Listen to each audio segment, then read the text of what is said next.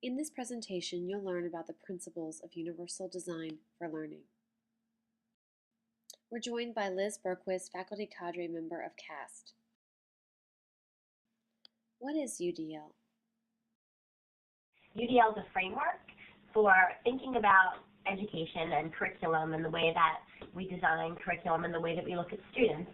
And it's really based on architecture, the 7 architectural principles in universal design. And what happened, the folks at CAST, they really took those architectural principles, there were 7 of them, and they applied them to learning. And they also used what they know about good pedagogy and current advances in brain research. There's been so many things in the past 10, 15 years about cognitive neuroscience that we didn't know before. So they've taken the architectural principles, they've taken what we know about good pedagogy, and they've taken what we know about the brain, and they've combined it to come up with this approach called universal design for learning. And there's 3 principles to UDL, which obviously you're familiar with. They're up there on the screen. Principle 1 is multiple means of representation, and in short, that's giving learners options for acquiring new information.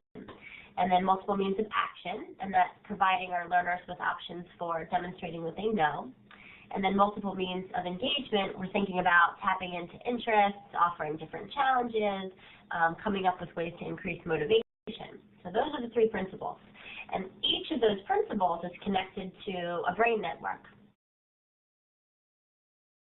The affective network of the brain, that's where we think about motivation. That's like the why are we learning? Why are we here? Why are we doing this? That connects with the 3rd principle, which is multiple means of engagement. And then the strategic network of the brain, that connects with the 2nd principle, which is multiple means of action and expression. And that's giving students a strategy. That's, how are we going to do this? How are we going to learn these things? And then the recognition network of the brain, that connects with multiple means of representation. And that is the what of learning.